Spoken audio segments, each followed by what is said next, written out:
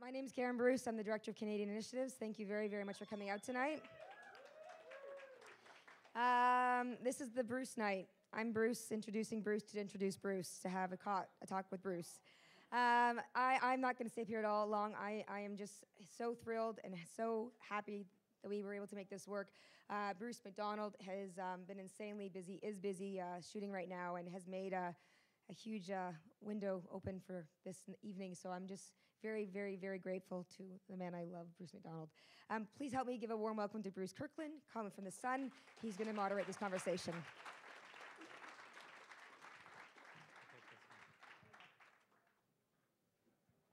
Happy hour is still on, so hence the wine. This is going to be very casual, as you'll see from Mr. McDonald, and that's the last time I'll call him Mr. And because this, like Karen, this is a man I love, and what we're trying to achieve today is to allow you to understand how Bruce McDonald is here tonight and why he would give a master class. So I want to introduce him just very casually as a person who is an integral part of the Canadian cinema scene. And there's many reasons for that, not least of which he's rock and roll. And he has infused Canadian cinema with an energy that I think no one else has ever quite achieved. So we welcome Bruce McDonald.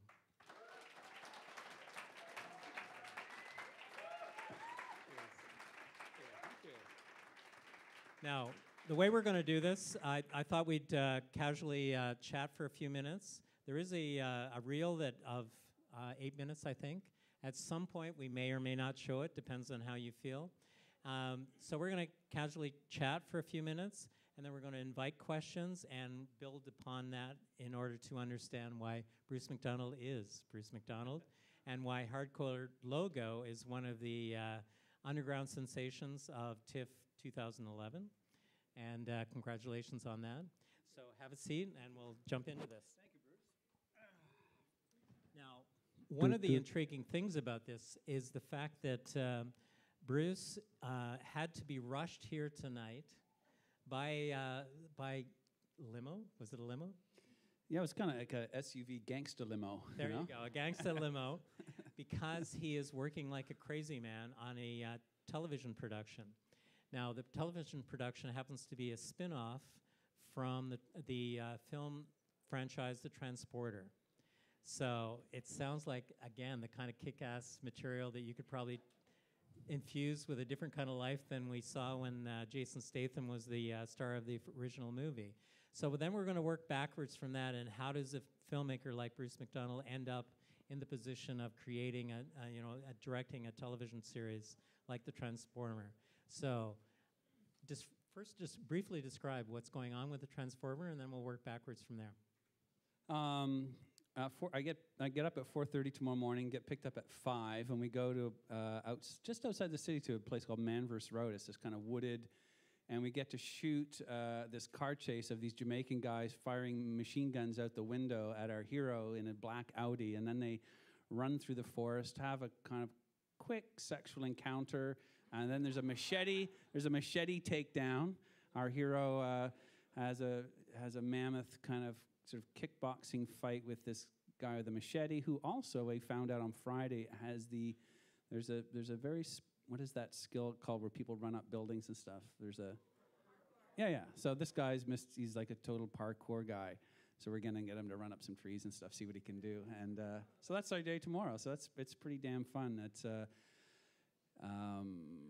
sort of in the middle of it. This is they've just started about a month ago, and it's, as you said, it's based on that, on the movies with Jason Statham. So it's an interesting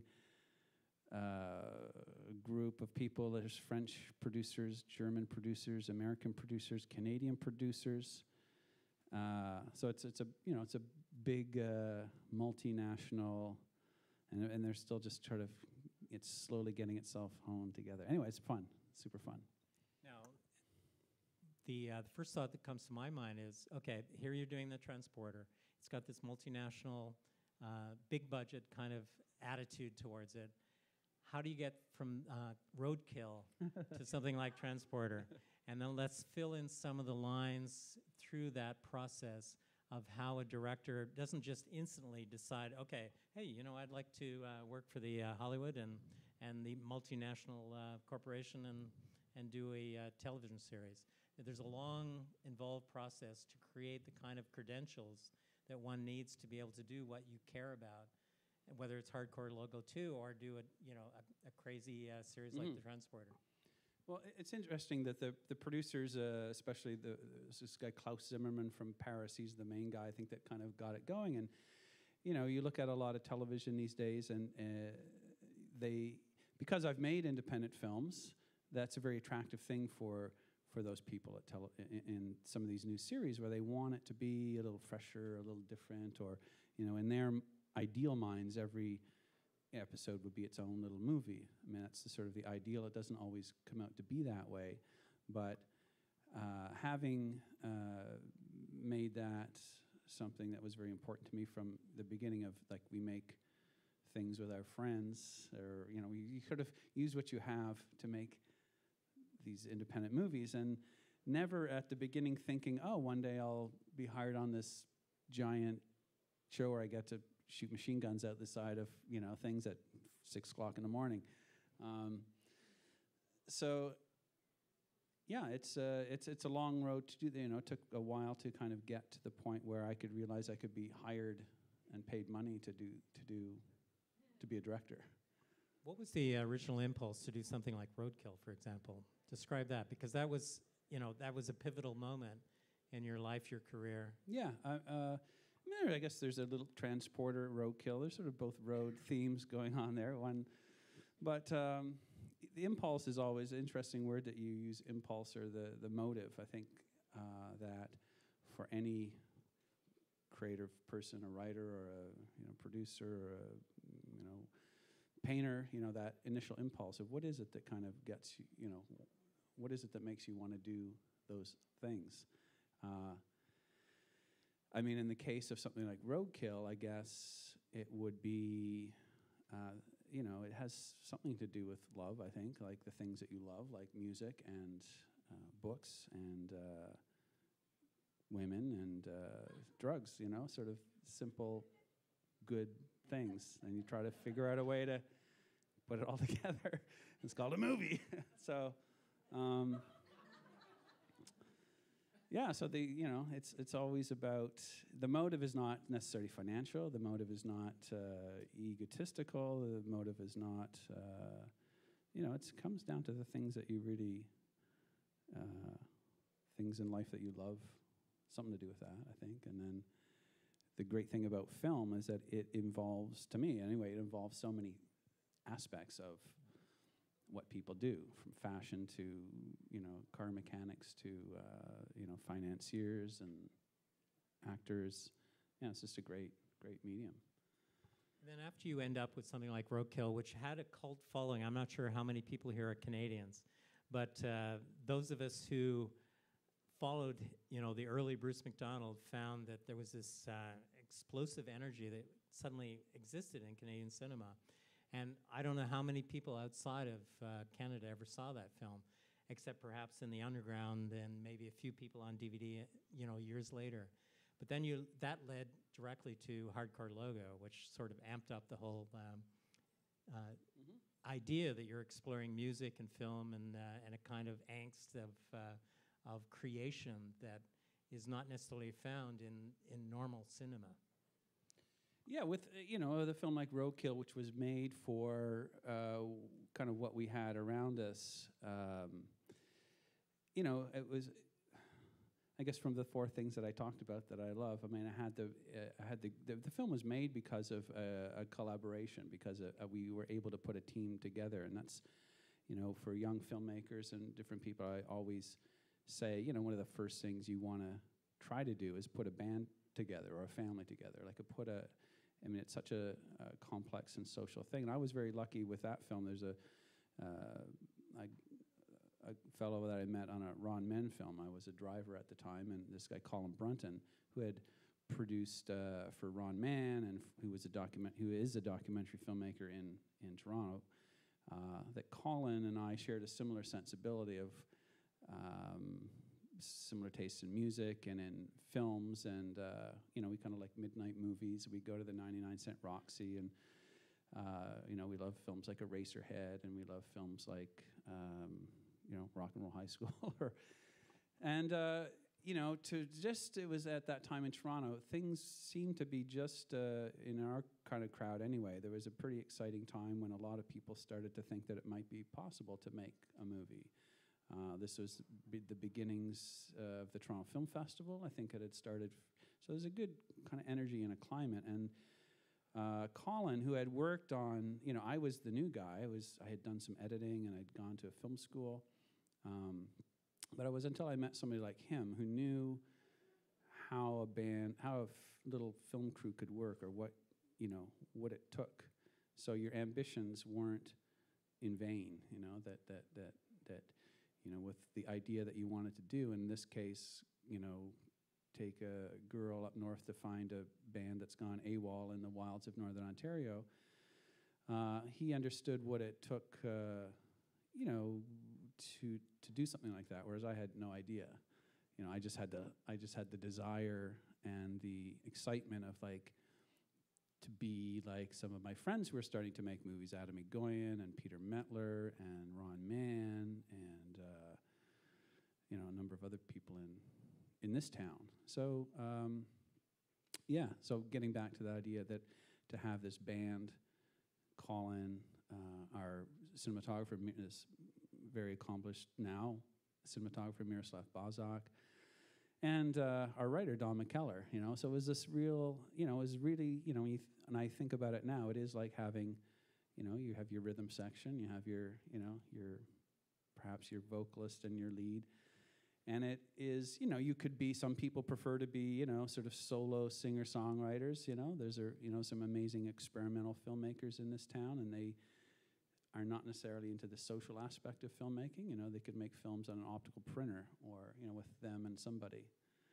Whereas I kind of like that kind of social, not maybe orchestral, maybe but the sort of four off the floor, Kind of a rock and roll bluesy band. And it was the great people. And to this day, I still work with Don McKellar, who's become a very accomplished director and writer and actor. Colin I still see around. That he's become very. He's still going to make the Black Donnellys one day, which is one of the great Canadian stories. And having come into it, I guess it was the first time I'd sort of directed officially with a real crew. I'd made sort of films before, kind of sticking Bolexes out the windows of cars.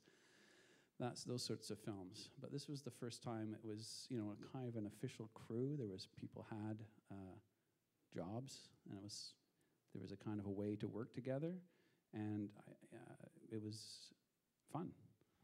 So, if it's not fun, I don't recommend it for anybody, because the hours are long, the pay's not so good, and So the family aspect, or the band aspect, the team aspect is so essential, and that hunger for community, because at that time there wasn't the industry in Toronto was just beginning. So we, one of the things, other than relying on ourselves, was there was a film cooperative called LIFT that we these people with myself were instrumental in starting up, because it gave us a kind of a HQ, a place to be and kind of share things. Now, do you see, because of the dramatic evolution of technology for filmmaking, do you see any differences now in the way someone who would be with the same passion that you had in those original days would start their career now? Or is it still the same energy, you just use different techniques to get there because of the digital age allowing shortcuts, cheaper ways of achieving the same purposes? I mean, it is kind of amazing. I mean, it's very interesting how technology does change. In those days, 89, this would have been, we were shooting on 16 millimeter. We needed to, nobody had an Aeroflex sitting in their, mother's kitchen that they could borrow. You're still using laboratories, editing machines that you couldn't put on your kitchen table. So it just seemed kind of complicated. But still possible. There was a great tradition before us of people like, American independent filmmakers and people that have just, who become quite well known for doing things without a lot of resources, whether it's, John Cassavetes or people like that would just kind of find a way and do it. And it wasn't necessarily it wasn't about the image so much as it was about the performance and the story. So with, it was, in a way, it is easier, I think, in this day and age. I think maybe not easier, but it's more accessible to be an independent filmmaker. I think that you can shoot, cut, mix with, technology that might cost $3,000 or $4,000 all in, sort of thing. And that's, I think, a great blessing. It's a great liberation. But I think I think what happens in that case is that you become maybe not as reliant on the team, which you were forced to in those days, because nobody knew how to start an Aeroflex except Miroslav. Do you know what I mean? It wasn't an easy thing to figure out the way it is with digital technology. So, I think it's a fantastic time to make films in this day and age. And I think more than ever, the story is probably more important than ever, because probably the story and the cast, I think. And there's sort of reliance on, and I think it's still important, even though the technology is easier, and even though there's more things you can do yourself, like as the sort of director / writer / editor / DOP / producer. That's very admirable. I think there's maybe only 2 people on the planet that would be good at all those things, So it lures us, the technology, I think, lures us into thinking, do it yourself, or you can do it all. But I think it's a good notion to kind of remember the kind of the teamwork or the people that you bring together that are actually, good at playing percussion, bass. There are skills that people bring to. And a good example, in a way, is digital photography, because, the cameras are relatively easy to use. Lately I've been meeting some very talented photographers who, with the same technology that I've seen every reality show and television shoot or other things, these guys can kind of take the same technology, make it beautiful without, again, it goes back to simple ideas of framing. Instead of maybe creating the light, you're finding the light. So it's extremely liberating, but I guess the warning or the kind of thing to be aware of is that don't disregard the band or the team, because the technology can make you a kind of a one-woman or one-man band. Now, would I be incorrect in thinking maybe some of your early inspirations were rock bands rather than filmmakers? Or is it just sort of, it all blends into one area of inspiration for you? Well, I've always loved music and probably, and maybe, and there's certain kinds of music, maybe it's the stories in music. I mean, I always, the musicians I was first drawn to were the storytellers, I think, like Bruce Springsteen, Bob Dylan, Tom Waits, these sorts of people that kind of had these, a lot of their songs were movies. So maybe it was the music, I think everybody, embraces music of some kind, and I think maybe it was, thinking about it, that it was maybe those people that really hooked me with either the stories that they were telling, or somehow the stories about the band. I mean, to me, the most fascinating thing about Led Zeppelin was the rumor that they all sold their souls to the devil at the crossroads. I just thought that was awesome, right? And I think that Hammer actually of the is Gods. true. And so it's the stories in music, and the storytellers. Just on the transporter, this guy Big Dave is driving us, and he's got his iPod, and he's got about 90,000 songs on it, and so it's great. You jump in with Big Dave, and it's an hour drive from wherever. So 2 nights ago, he was playing old Bruce Springsteen stuff, and I was kind of like, oh yeah, I haven't listened to The Boss for a long time, but that was, his storytelling and his kind of little movie songs were just such a big part of, I guess, the thing that got me into movies, I guess, that, it's about the story. And it's about these guys who don't necessarily look like reputable people you would trust with, I don't know. Like musicians are kind of a different breed, and kind of the fact that they can, put these little ragtag bands together and kind of make it happen in this kind of stunning way without a lot of, without a weekly paycheck, without a kind of thing, was kind of inspiring for me, coming from a very straight, you get a job for the company. That's the kind of place where I grew up in. This idea of like being a filmmaker or an artist or a thing was very a strange and foreign thing. So maybe to me, those musicians were inspiring because they were some of the first people that I kind of got a sense that they kind of did what they wanted, without a lot, with a drum kit and, a couple of amps and stuff. Now, is that one of the compulsive feelings you had about returning to Hardcore Logo? If you haven't seen Hardcore Logo 2, it's in this festival, and it's a sequel to the 96 original film, and re-explores some of the same issues, but with an entirely different band that's apparently the lead singer of which, Cara Failure, is channeling the energy of Joe Dick, our strange creature from the Hugh Dillon played in the original film. Right. So the sequels are a dirty name in a lot of filmmaking, not in this case. Yeah. It's like it's a return to something, that kind of primal energy that you're talking about in rock music. Yeah, it was super fun. Talking about technology, we shot this whole film on 2 Canon D7s or D5s or whatever you call them. It's basically a still camera, I was kind of stunned because John Price, who was our photographer when we first were out there, I thought we were taking location photos, and it's like, oh, that's your new camera, John. He goes, yeah, it's nice.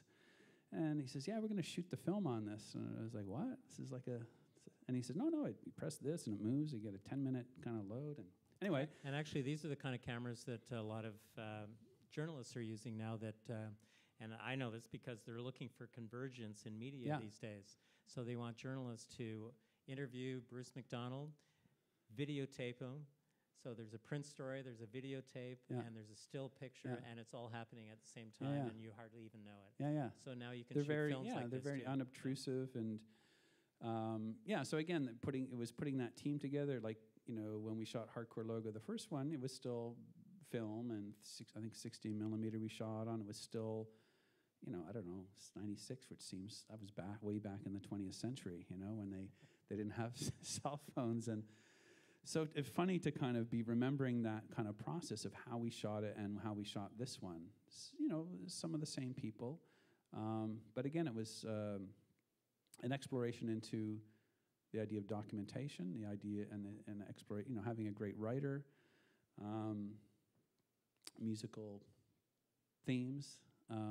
But the revisit was, it takes a long time to figure out how it all fucking goes together. Do you know what I mean? Like, it really does. You're like, just now I'm 52, and I started, started in this game, not professionally, but making Super 8 zombie movies in high school.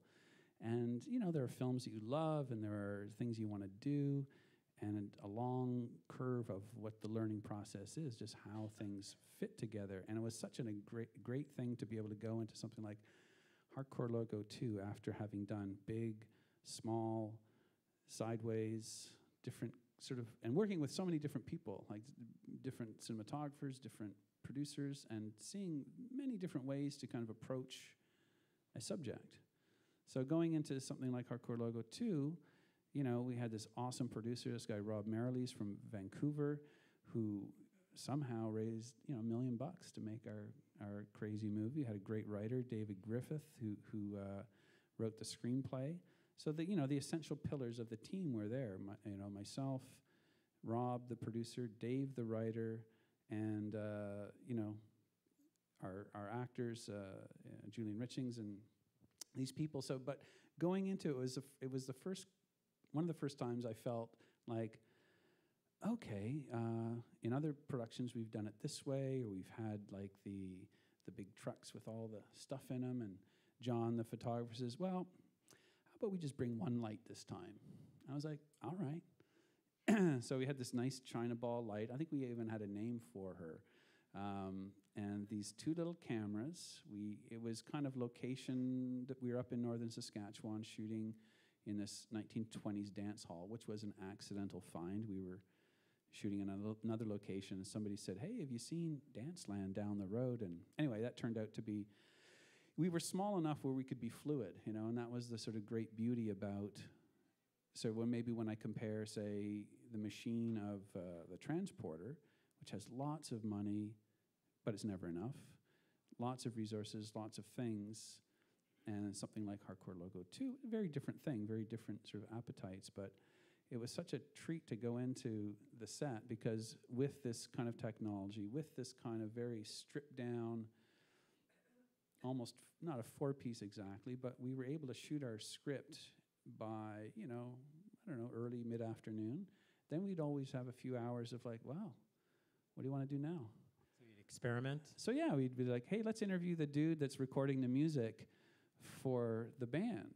Like, he was not a character. He was not, to be in the film, he was not a character, but you know, we would do stuff like that, and suddenly we go, wow, we just got a few baskets of gold from this guy. Oh yeah, he's very angry, this man, and very cool in this film. Yeah, and or go out and do landscapes. You know, John would get up at sunset and trip out onto Lake Manitou and shoot these cool time-lapse things, or we found this weird kind of salt bath place across the street. So it's an interesting thing to have the script, have the dramatic structure. The film is a kind of a documentary, so we had these other documentary elements that we just collect because the technology and the size of our crew allowed us to be really fluid and really, we could change quite quickly our direction for the day, unlike a much bigger unit where it's like, sometimes it's kind of like trying to pass a bill through Congress to move across the street, you know? And that's fine if you've got time. And it's great when you have all those 50 people. producers to solve those problems. Yeah, and if it's a real problem, we just bring in another 3 or 4 producers. So, you know, it's awesome. But it's both are kind of awesome ways to work. It's just, it's, and I feel very privileged, you know, to be able to do both, because both have their, you know, their pleasures and their pains. In other words, don't be afraid of your budget. Figure out what freedom that gives you under those circumstances. Absolutely. I mean, I think that's a very smart observation that, you know, sometimes your limitations can be your greatest freedoms. You know, that you know, what's the old saying? It's about going to war. You never go to war with what you want. You go to war with what you've got, or you lose your country. You know what I mean? So it's just like you got to do it. You got to kind of, and that's why a smart producer and a smart DOP and a semi-smart director can actually figure out how, and a designer. I forgot the awesome production. You know, the production designer is one of the other main pillars. That they can take something like a small budget and you know, kind of come up with a practical way to work within that sandbox. And sometimes it's, and if you can manage to make that equation, and that's why, you know, a little bit of experience and a little bit of naivete. I'm always the sort of naive, let's put on a show. And then I have my photographers and my designers and my producers to kind of help, you know, put a fence around that. And initially there's that kind of, maybe that resistance, but then you start to see, no, this could be awesome. This could be great. And we've had this kind of strange, I don't know, this weird run for the last couple of years where we've just started making these crazy little movies for like $500,000 and Tracy Fragments. I started kind of with the Tracy Fragments, I think, with, you know, based on this book, and the writer wrote the screenplay, and it's one of these photographers, Steve Cousins. We shot it on a little, I think it was the first digital movie that I shot. Natural light, you know, day, night. We would find the light, find the locations. You know, Ellen Page was our actress, and she was just remarkable. And then other local actors shot it in, I think, 15 days with, again, a really small crew. But again, it was a story and this remarkable actress, and we knew we had a movie. And then we decided we'd edit it for 6 months and make it into this sort of split-screen freak-out, which was, I'm glad we did. It was but that gave us the freedom because there wasn't a lot of money on the line, and, you know, nobody was really, you know, kind of watching over our shoulders. I can't remember where we got the money, but it wasn't a lot. from tax credit this and somebody that, and so nobody was really out of pocket a lot. So the freaks got to play a little bit, and it was actually it was an interesting lesson, because in independent films with this kind of technology that you have, I found with that it was the post production that suddenly became the star of that movie, or became the big sort of car chase. Became the big production number at a fraction of the cost of what it would take to do some big number on the set. You know what I mean? We actually bought, a lot of time to do something quite extraordinary and bizarre, this whole split screen thing. But it was, rather than put all the money in, 35 millimeter or Charlie Sheen or whoever that would give it that kind of some commercial pop, we took a gamble on this kind of sort of pop art, Thomas Crown Affair split screen thing. It was just a neat, it was a kind of an interesting kind of freedom to have once we were able to, deal with our box of 15 days, $400,000 or whatever it was. And then that was such a liberating experience of being able to, walk out at, scout the locations, you find the place, and Steve would always be like, we don't make the light, we find it. And I'd say, you can even find it at night? He goes, yeah, it's all around you, man. It's like, and it's like he'd take me to this bridge, and it was a revelation to me because, I work a lot in television, I love it, and television, somebody's going to be smart one of these days other than the reality TV people, and they're going to come up with an amazing design where if you want to shoot in Istanbul and Moscow and Tripoli and New York City, you just go there. But it's the industry is still hanging on to the kind of the usual way, Ford grips, 4 electrics, generator, lighting truck, makeup, Winnebagos, blah blah blah. But that mobility of being able to literally go out and shooting in places where you didn't have to shut it down or buy it out. He said, no, just keep the cash going and keep the kitchen open. We'll just be over here in the corner shooting our big dramatic scene, They're like, it was awesome, Whereas traditionally, you buy out the whole place, you pay the staff, and in this case, we would try to be almost as invisible as possible. And we could be because we weren't setting up lights or, Anyway, it's very, very liberating. And so that kind of kicked off like 3 or 4 projects that were...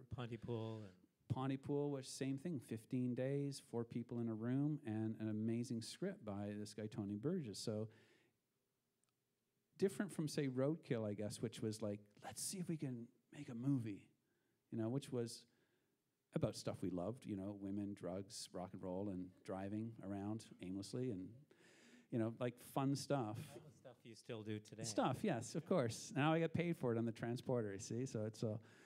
But that idea of, sorry, I just totally, where was I? I was shooting Jamaicans. I was just projecting until tomorrow, or Jamaicans shooting our guy. But the whole sequence of rolling out a series of these kinds of films that were shot because you really cared, like the one with Tracy Wright. I mean, it's just right. a film that you started almost out of thin air for very personal reasons. So right. So going back to our first discussion about if your aim is true, the band or the helpers or the team that you'll put together is coming onto it also for reasons other than monetary reasons or glory or there was so Pontypool was again a great script, small design. It's a great model for a independent film. 4 terrific actors and a great idea, and somehow we managed to scare people in a church basement. The Trigger, which is a film we played at the Toronto Festival last year, was again a terrific script by a very accomplished playwright, Daniel McIver. We had written this with Tracy Wright in mind, who's the lead, and she's number 1 in the show, and Molly Parker. And January came around, and her boyfriend Don McKellar said, "Oh well, that if you're still, told me this horrible news about Tracy, that she had a life-ending disease, and she had 6 months to live. And after we got over the shock of that, no, this can't be possible, somebody brought up at some little gathering, they said, well, hey, what about that project with Tracy? Is that came up? And I said to Don, it's like, maybe that would be something to focus on. Maybe that would be something, as we were all kind of freaked out by this news. And he says, well, Don says, I don't know, Bruce, it's like, this is really the serious thing. And I mean, if you're going to do this, you'd have to do it now. And I said, like June now? And this was in January. He says, no, like next week now. And I didn't really realize how serious it was until, Dawn, hit me with that. And, she's one of those people in the community, getting back to the community and the people that you work with to, she was in Highway 61, and she was in This Movie Is Broken, and she was in this, I don't know, lots of stuff. So maybe, we thought, okay, what if we throw ourselves into our work, maybe, maybe this will help somehow. So again, the community came together, and from that conversation to the time we were shooting our first scene was a week. And a terrific Jennifer Jonas and Leonard Farlinger, who are local producers, they are also fans of Tracy. They worked with her in a film called Monkey Warfare and some other projects. And it was a beautiful and amazing thing to see that all these people had seen Tracy's performances in awesome theater productions and independent movies, decided we're going to stand up and salute. Or we've got people bringing roles of film stock and contributing, and so we shot this movie over 4 weekends, and it was a way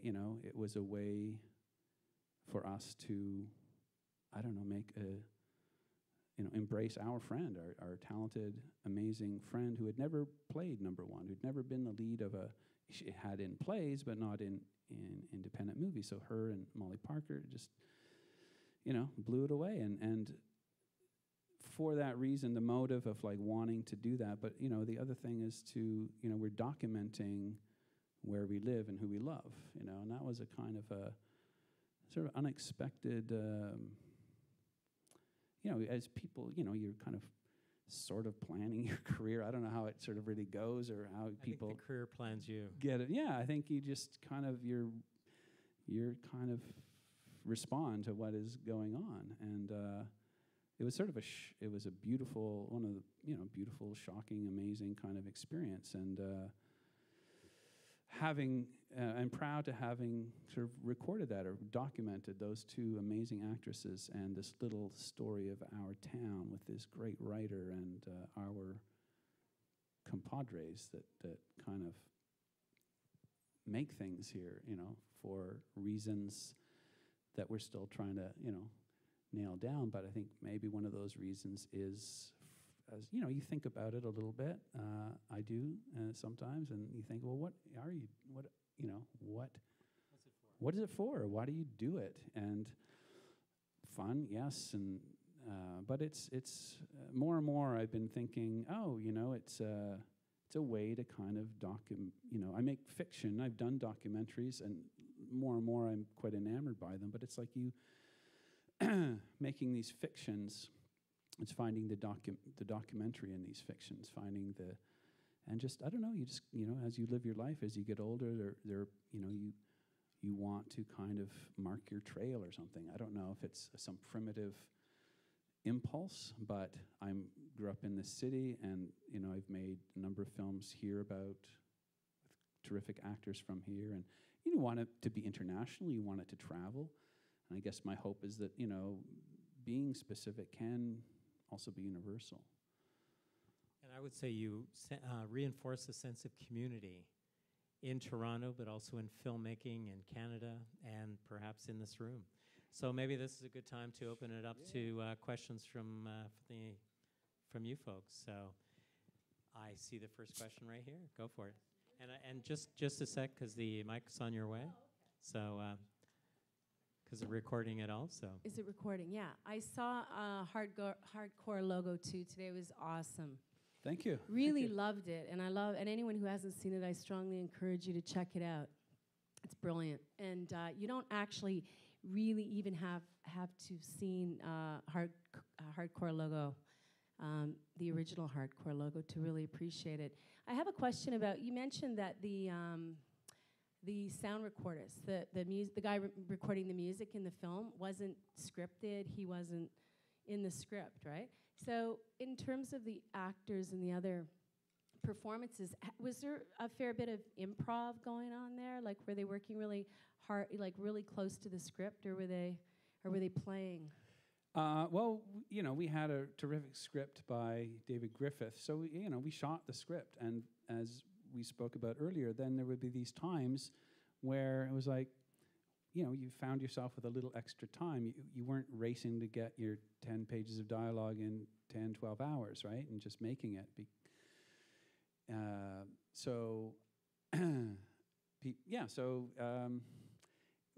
It would be interesting. I don't know if our editors, who are quite two really awesome guys, Jeremy Muntz and Duff Smith, who I would consider on this movie like co-screenwriters or co-directors in this, because once we finished shooting, we had shot the script and we'd shot bags of other crazy, weird shit, right? That we just could, because we had these little still cameras, and we'd walk into,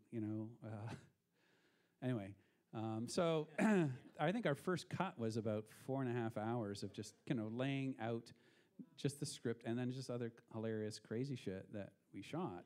And God bless Duff Smith and Jeremy Muntz for then sort of distilling, in every dramatic, not every dramatic scene that you shoot is going to work, because, we were working with a combination of actors and real people. Like the band in the film were themselves. They had scenes written for them. Some scenes worked out well, some not so well. And so it was quite a long process of finding the balance between the real script and the documentary. And because the film was, in a sense, a documentary, it was presented as such at the beginning, that just for people that don't know, it's like a diary film. I'm kind of a version of me. I'm a very angst-ridden version of you. Sort of angst-ridden. I'm kind of guilty about this thing that happened in the past, and I'm doing very well. I'm living in Los Angeles, directing for the Home Bible Channel, this popular show called The Pilgrim, and things go awry in that department. I find myself in northern Saskatchewan with a girl who's haunted by, or possessed by, the spirit of this dead rock star. So it was a super fun and hair-pulling project. It wasn't an easy project to edit by any means. There were times of, that the darkest hour was upon us, and a lot of drinking, and but then, you bring in people and you get some perspective. So it was, we found our way. I think every project's like that, where you kind of get to that point where you're like, holy fuck, what, is this going to even be, coherent in a... So yeah, it was and more and more I'm fascinated by that kind of collision between documentary and sort of organized production.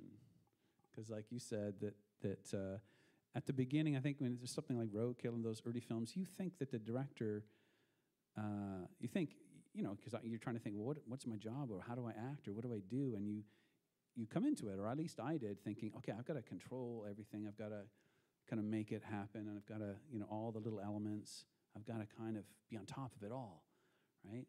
Whether it's color of shoes, or the kind of film stock we're going to choose, or, you figure that's my job, is to control it and be the puppet master. And you do to a degree, but, along the way you start to realize, well, you don't really, there's only so much you can really control. And then when you start to leave the back door open for, wolves to wander in, or whatever happens to kind of wander in, then things start to get interesting. Now, I neglected to ask people to identify themselves, just to promote the sense of the community in the room, too. So, who are you? I'm Leslie Ann Coles, and I'm working on a documentary feature right now, actually. The OMDC gave me development for it, and it's rock, but from a photographer's perspective. Cool. And I'm an actress, a local actress, and I run the Female Eye, an annual international women's film festival, and we showcase films directed by women from around the world. Excellent. Cool. I'm glad I asked. Now, another question in the room? Anybody? I see a hand down in front. So just identify yourself when the mic arrives. Hi, my name is Annalise Stewart. I have a production company, True to Life Media, and we just shot our first feature in August using 5D Mark IIs and China balls, sort of thing. And so sort of because this is something that we struggled with, do you feel pressure from or in regard to your fans or backers or just people that you work with as far as style choices or the way a story goes? Or do you sort of just say, this is what I like, this is what I believe in, hope you like it, take it or leave it? Do you feel a need to appease? Yeah, I mean, one of the big things that you learn as you kind of go, like from Roadkill, having no idea about distribution, about marketing, about all that stuff, which is, the other half of the process, that one of my first jobs was working at a TV show for Lauren Green's New Wilderness, and Chuck Green, who was Lauren's son, was my boss. And I'd remembered, I'd finished, when I was working there in the editing department, and I remember being really happy one day. I had finished this short film, and I brought it in from the lab. It was all sort of done, and I came in to show Chuck, and I said, Chuck, it's done. I can't believe this is like years. And he goes, oh, hate to tell you, but you're about half done now. When the film comes out of the lab or whatever, you're like,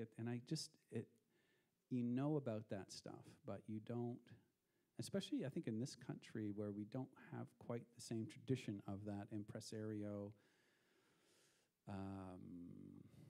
get the word out, mythologizing our process, our actors, our struggles, and those are all, those all can be pretty hilarious.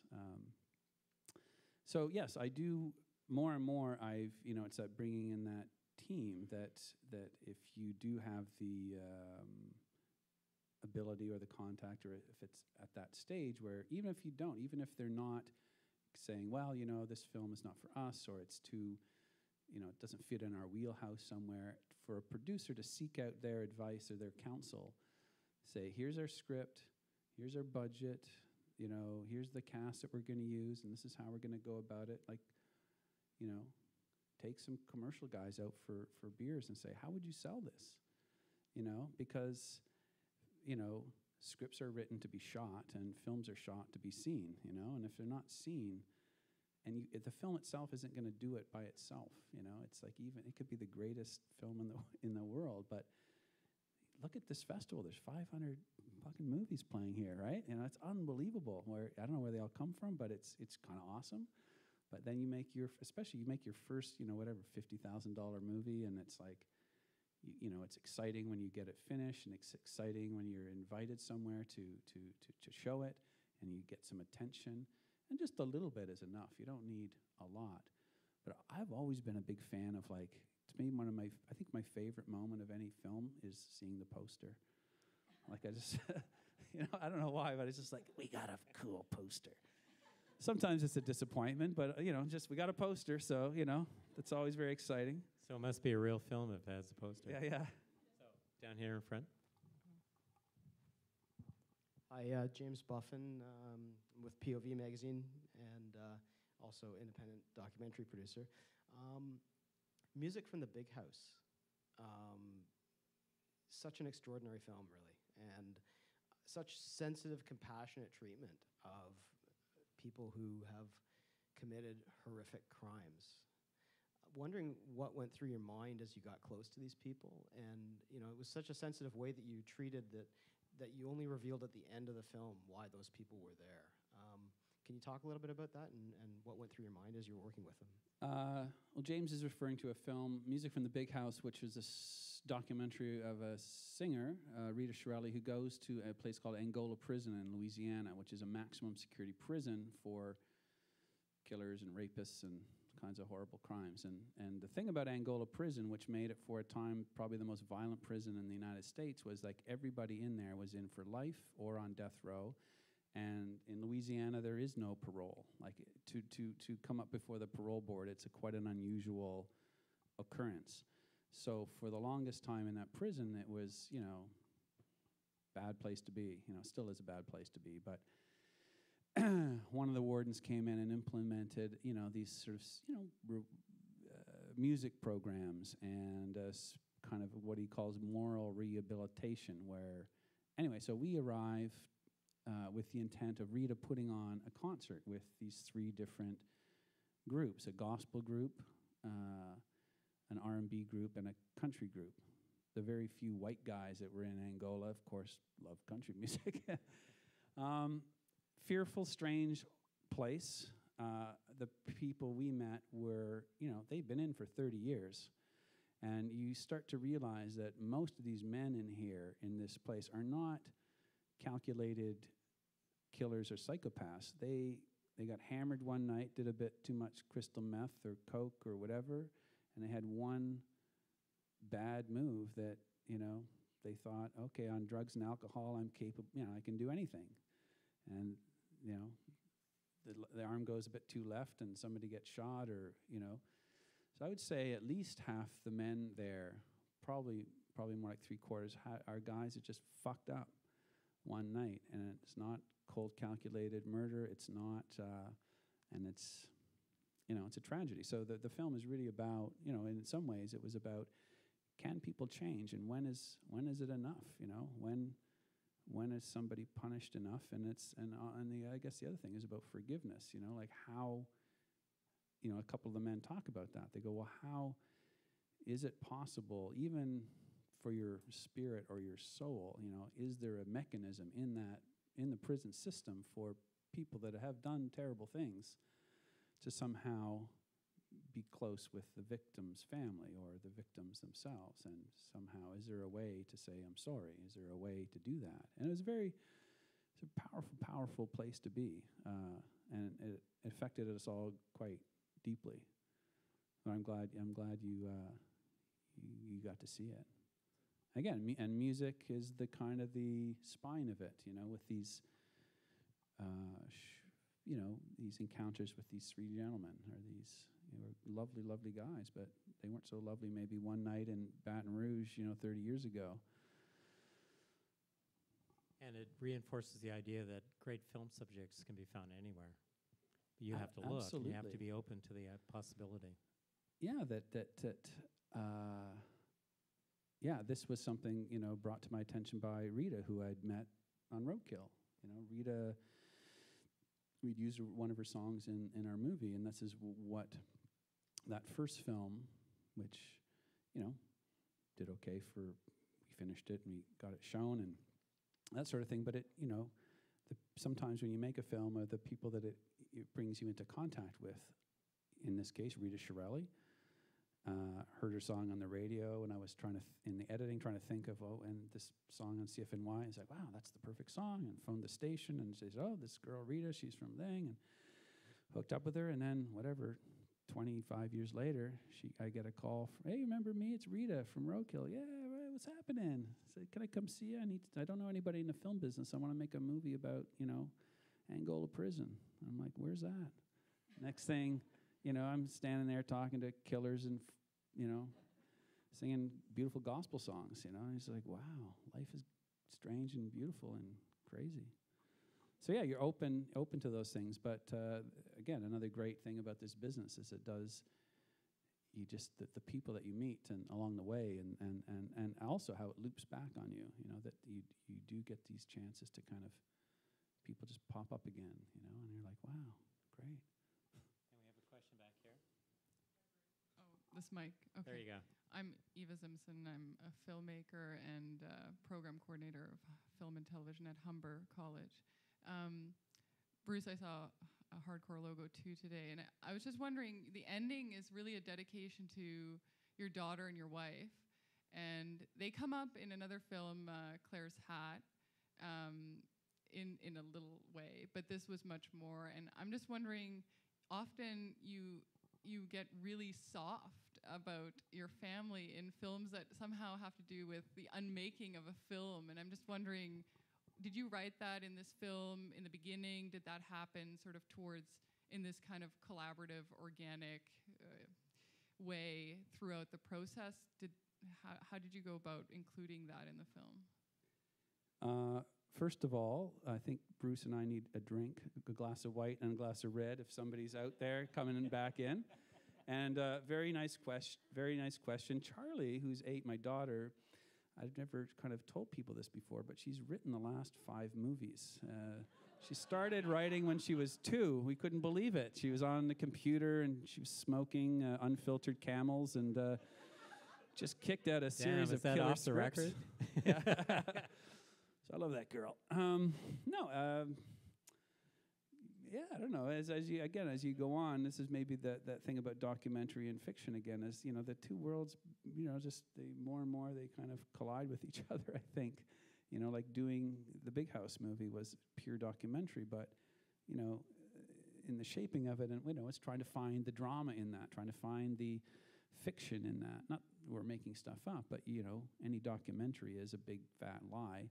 Right, because you're ordering it and you're moving stuff around. It's just another way to tell a story, and that's sort of one of the great traditions of this country is that we have a great documentary tradition because we tended to kind of begin by using little crews of 3, 4, 5 people. So, in the case of Hardcore Logo 2 and Claire's Hat, which are both kind of these weird kind of documentaries and kind of fictions. I don't know. I have to come up with a new. It's sort of a mockumentary, but it's not too wah, wah, wah. It gets a little, as you said, it gets a little sentimental, maybe, or hopefully without being maudlin. And you tend to kind of, you tend to, as you go on, you start to think, okay, now I know how to make films. Basically, and you've got some kind of people believe you when they invest in you. You're like, okay, he's done it a couple times before, so we can trust him. He's not going to end up in Bogota with the briefcase full of cash, right? Now he'll at least probably finish the film, whether it's good or bad, we'll see. But there's a trust that and now it's like, okay, so we've passed, as in my age, we've sort of passed that kind of moment of like, okay, now I kind of generally get how it goes. And so now you start to think, well, if I had my way, what would I make films about? Or if I could just kind of pick it out of the air, or what would those either subjects be or those stories be?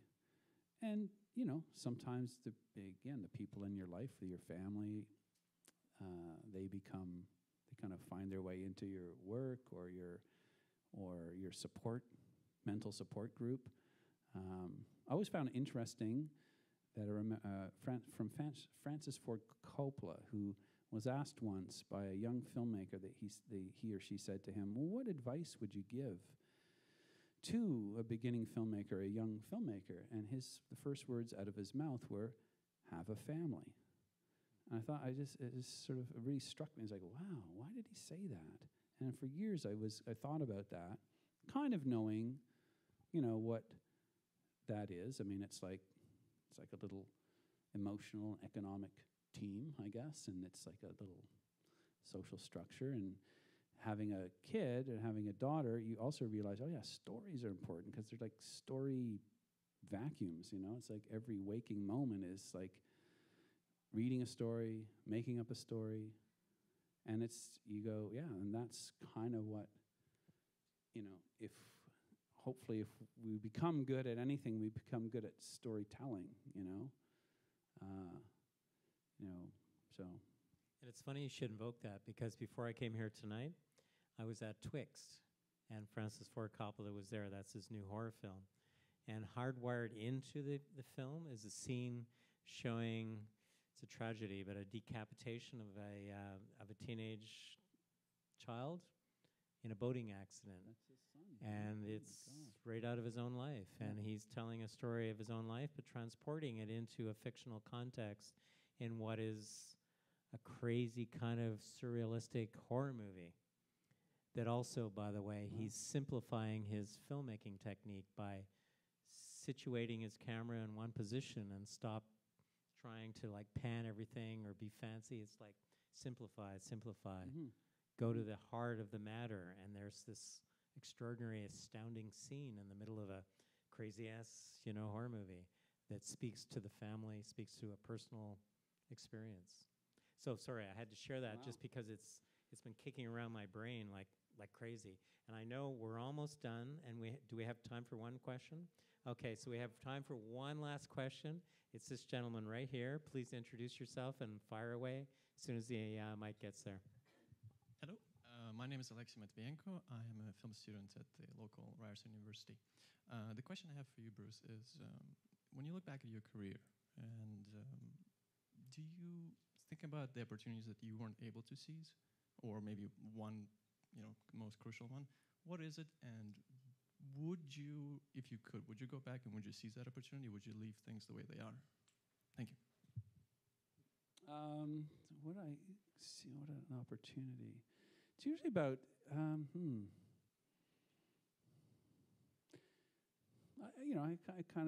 always kind of more looking, I think, generally forward than back. It's hard for me to remember sometimes what happened on Friday. Because my head, generally my head anyway, you're always like scheming. I'm always like scheming and kind of plotting things. And, at any time I've got like 8 screenplays going with different writers. And part of me feels a little Machiavellian. And I try to be, truthful and honest. And, but I've got these awesome writers. And they're like anybody. They go, when are we making it? When are we shooting that script we've been working on? Oh, yeah, well, I think it's going to be January, we're talking now. And you try to, because you work so hard. So it's a lot of my brain power is in trying to be honorable to the people that I work with and try to kind of keep their trust. And that requires sometimes dancing, drinking, late nights, digging up resources for these awesome people who, most of my time goes into finding writers, working with writers, reading books, and hopefully being inspired by movies that I see. And so if I have regrets or thoughts or missed opportunities, it's usually comes down to this one project called Yummy Fur, which is a graphic novel that I bought the rights to in 1992, which was, I just started making films then. And it's a Toronto graphic novel by a remarkable artist named Chester Brown, who has gone on to do other graphic novels called The Playboy, Louis Riel, and recently his experiences with prostitutes as a graphic novel. It's pretty awesome. I think Suki and Lee is buying the rights to make that into a movie. Oh, look at that, superstar. Anyway, so cheers, Bruce. So, it usually goes back to Yummy Fur is like, one day when I become rich or powerful, and somebody says, oh, what do you want to do next, Mr. McDonald? I'll just put that script on the table, and it'll say, Yummy Fur. So, as someone who actually owns a copy of Yummy Fur, the graphic novel, I want to see this film. So I also want to thank Bruce McDonald for his generosity today. Thank you, Bruce. Yeah, it was fun. And I also want to thank this audience because I feel a really good energy in this room. So thank you as well.